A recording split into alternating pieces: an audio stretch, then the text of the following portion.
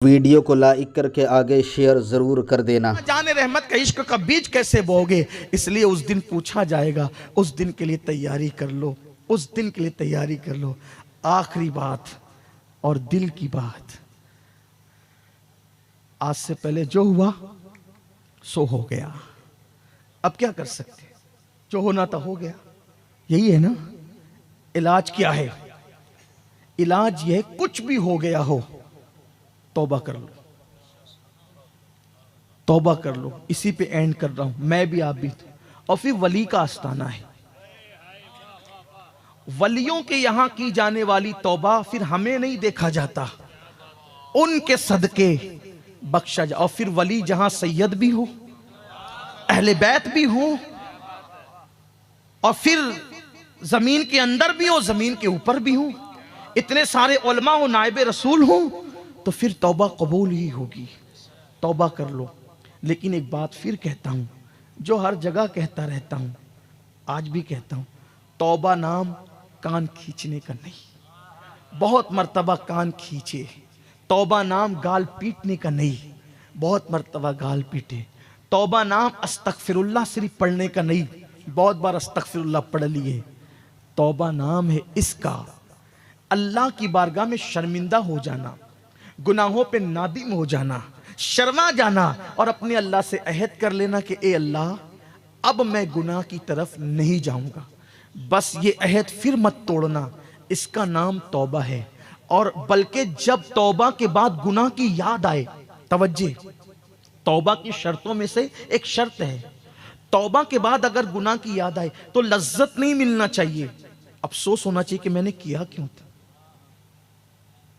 لوگ تو یہ کہتے ہیں نا، یار جوانی میں کیا مزے تھے، حج کر کے آ گئے، کیا مزے تھے یار اس وقت کالج کی زندگی میں، کیا ہم نے گل چھرے اڑائے۔ یہ توبہ نہیں ہے، یہ توبہ نہیں، نادمی نہیں، توبہ نام ہے شرمندگی کا، توبہ نام ہے ندامت کا۔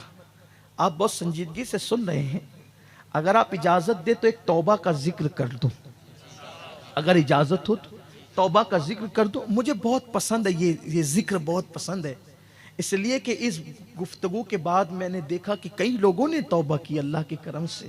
اس لیے میں چاہتا ہوں اگر مجھے لوگوں کی بوریت کا خیال نہ ہوتا، احساس نہ ہوتا، تو میں اس کو یعنی کہ پھر بہت بیان کرتا، لیکن کوشش یہ ہوتی ہے کہ کوئی بات ڈبل نہ ہو جائے تاکہ لوگ بور نہ ہونے لگے، لیکن کہیں بھول جاتا ہوں تو پھر ہو جاتا ہے۔ میں نے باپو کو کہا کہ بھول جاتا ہوں تقریر کر کے تو کہیں ہو جاتا ہے، ہو جائے تو آپ معاف کر دیا کریں، حالانکہ اگر ڈبل ہو جائے تو پھر بھی اس میں برکت ہے، کم سے کم سننے کی برکت تو ملی جانی ہے۔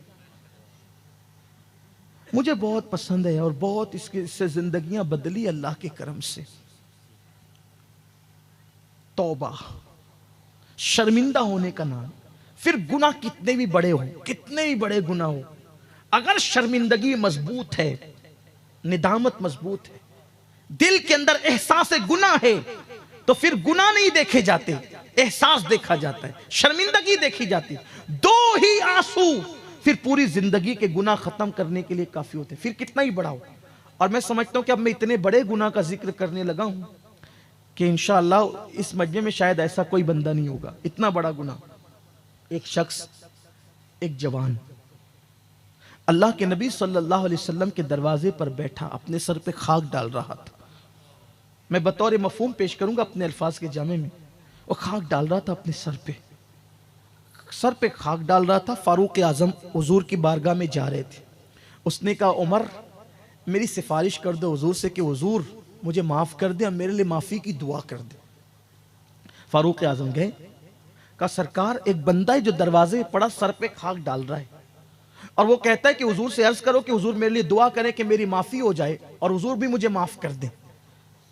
فاروق اعظم سے سرکار نے کہا بلاؤ اس کو، کون ہے وہ آیا، وہ جوان۔ سرکار نے فرمایا کیا ہوا؟ کہا حضور میں ہلاک ہو گیا، میں تباہ ہو گیا، میں برباد ہو گیا۔ آقا نے کہا ہوا کیا؟ کہا حضور بس اتنا ہے کہ میں توبہ کرنا چاہتا ہوں، آپ میرے لیے دعا کر دیں کہ اللہ میری توبہ قبول کر لے۔ اب حضور علیہ السلام کو چونکہ آگے کی امت کے لیے راستہ بتانا تھا نا غیب داں نبی کو، تو سرکار نے تجھ سے ہوا کیا ہے وہ بتا۔ حضور مجھے شرم آ رہی ہے، میں کیسے بتاؤں، میں کیا عرض کروں آپ سے؟ آقا نے کہا ہوا کیا؟ کیا تیرے گناہ آسمان کے تاروں سے زیادہ ہے؟ اس نے کہا ہاں۔ زمین کے ذروں سے زیادہ؟ ہاں۔ سمندر کی جھاگ سے زیادہ؟ ہاں۔ پھر آقا نے کہا کیا تیرے گناہ اللہ کی رحمت سے بھی زیادہ ہے؟ اللہ کی رحمت سے زیادہ ہے تیرے گناہ؟ رونے لگا۔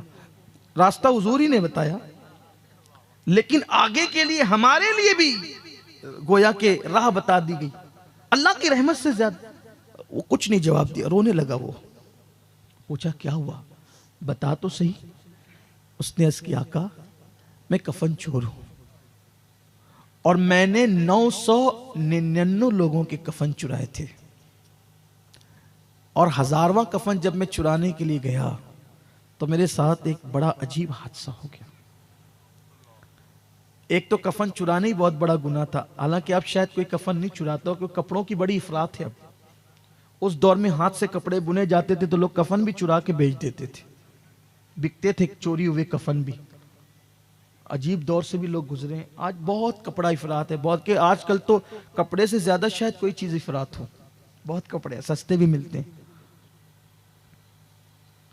تو کہا کہ جو گورکن ہوتا ہے نا قبر کھودنے والا، اس سے بھی میری پارٹنرشپ تھی، اور وہ مجھے آگے اطلاع دیتا تھا کہ فلاں کا انتقال ہو گیا ہے، آج آ جانا، وہ نشان لگا دیتا تھا۔ یہ جو حدیث مبارکہ میں الفاظ بظاہر نہیں آئے ہیں، میں آپ کو سمجھانے کے لیے کہتا ہوں تاکہ آپ کی سمجھ میں آ جائے بات۔ اسی لیے میں یہ کہتا ہوں کہ میں اپنے الفاظ کے جامع میں بات کر رہا ہوں، تاکہ حدیث پاک کا تقدس بھی قائم رہے اور آپ کو بات بھی سمجھ میں آ جائے۔ جو لکھا ہے من وان میں ویسے پڑھ کے تو نہیں سنا سکوں گا، ورنہ پھر ہم سمجھ نہیں پائیں گے۔ تو اس سے میرے پارٹنرشپ تھی، میرے اس سے شرکت تھی کہ میں بتاؤں، وہ مجھے بتائے کہ، اور پھر میں آ کر کے کفن نکال لیتا تھا، بیچ دیتا تھا، میں اس کو کچھ رقم دے دیتا تھا۔ ایک دن اس نے مجھے اطلاع کی آج بہت مالدار گھر کی لڑکی کا انتقال ہوا ہے، اور کفن جو ہوگا وہ دیبا کا ہوگا۔ اس زمانے میں جیسے آج ہمارے یہاں جو وہ بہت قیمتی کپڑے ہوتے ہیں نا، کچھ مخمل ہے، یہ ہے، وہ ہے، پتہ نہیں کیا کیا سب، تو ویسے اس دور میں بہت قیمتی کپڑا ہوتا تھا دیبا کا۔ اس کا کفن دیبا کا ہے، اس کا مطلب بہت دنوں تک کا خرچہ نکلنا تھا۔ تو اس نے نشان لگا دیا تازہ قبر پر، اور مالدار تھی وہ لڑکی، مالدار گھرانے سے تھی۔ جب میں اس کا کفن نکالنے کے لیے گیا، وہ 1000ویں میت تھی، یعنی 1000واں نمبر تھا اس میت کا۔ تو جب میں نکالنے کے لیے گیا تو میں نے اس کے تختے ہٹائے اور اس کو قبر سے باہر نکالا۔ سناٹا ہوگا قبرستان میں، چاند کی دودیا دودیا روشنی زمین پہ پڑ رہی ہوگی، لائٹ کا دور تو نہیں تھا۔ تو جب میں نے اس کا کفن نکال دیا تو کفن نکالنے کے بعد اس کا جسم کپڑے کے بغیر ہو گیا، اور چاند کی دودیا روشنی جب اس کے بدن پہ، برہنہ بدن پہ پڑی تو وہ اتنی خوبصورت مجھے لگی کہ شیطان مجھ پہ غالب آ گیا، اور شیطان غالب آیا تو قبرستان کے اندر اس مردہ لڑکی کے ساتھ میں نے وہ کام کیا جو میں نے نہیں کرنا چاہیے تھا۔ آپ سمجھ گئے ہوں گے کہ میں کیا کہنا چاہتا ہوں۔ اس نے بدفعلی کی مردے کے ساتھ، مردہ لڑکی کے ساتھ۔ پھر اس نے کہا جب میں اس سے بدفعلی کر چکا، وہ لڑکی اٹھ کر کھڑی ہو گئی، زندہ ہو گئی، اور اس نے کہا اللہ تجھے تباہ کرے، کبھی اللہ تجھے معاف نہ کرے، تو نے مجھے گندا کر دیا، تو نے مجھے ناپاک کر دیا، کیا منہ لے کر اب میں ان مردوں کے درمیان، ان قبر والوں کے درمیان رہوں؟ اور پھر وہ غائب ہو، میں بھاگا، کفن چھوڑ کے بھاگا۔ لڑکی تو پھر مجھے نظر نہیں آئی، لیکن اب اس کی آواز میرے کانوں میں ٹکراتی رہتی ہے۔ نہ کھا سکتا ہوں، نہ پی سکتا ہوں، نہ سو سکتا، سکون نہیں ہے، سکون، بے قراری اور بے چینی۔ آقا اب میں توبہ کرنا چاہتا ہوں، اللہ کی بارگاہ میں معافی مانگنا چاہتا ہوں۔ کہتے ہیں کہ جو جتنا بڑا علم والا ہوتا ہے اتنا زیادہ اللہ سے ڈرنے والا ہوتا ہے، تو حضور سے بڑا علم والا کوئی نہیں ہے اللہ کی مخلوق میں۔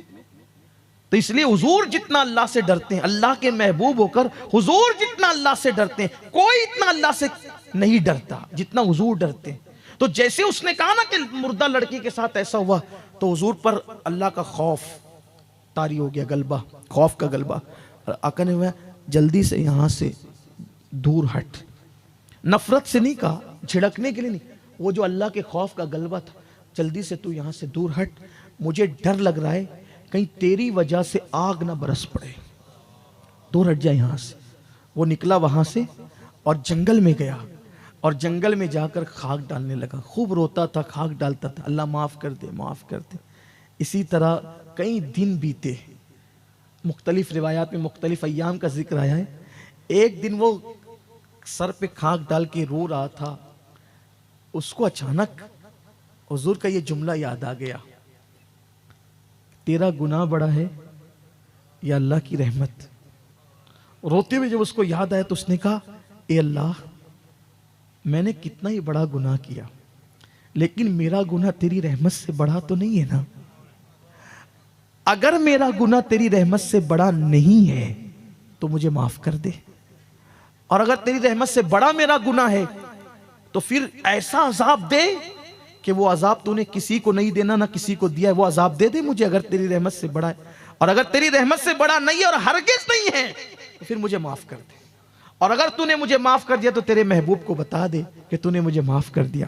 ادھر اس کا یہ کہنا تھا روتے ہوئے، ادھر جبریل امین بارگاہ رسالت میں آئے، عرض کی یا رسول اللہ، وہ جو کفن چور تھا اللہ نے آپ کے صدقے میں اس کو بخش دیا، معاف کر دیا، اس کی توبہ قبول کر لی۔ میرے آقا نے کہا اس کی توبہ قبول ہو گئی؟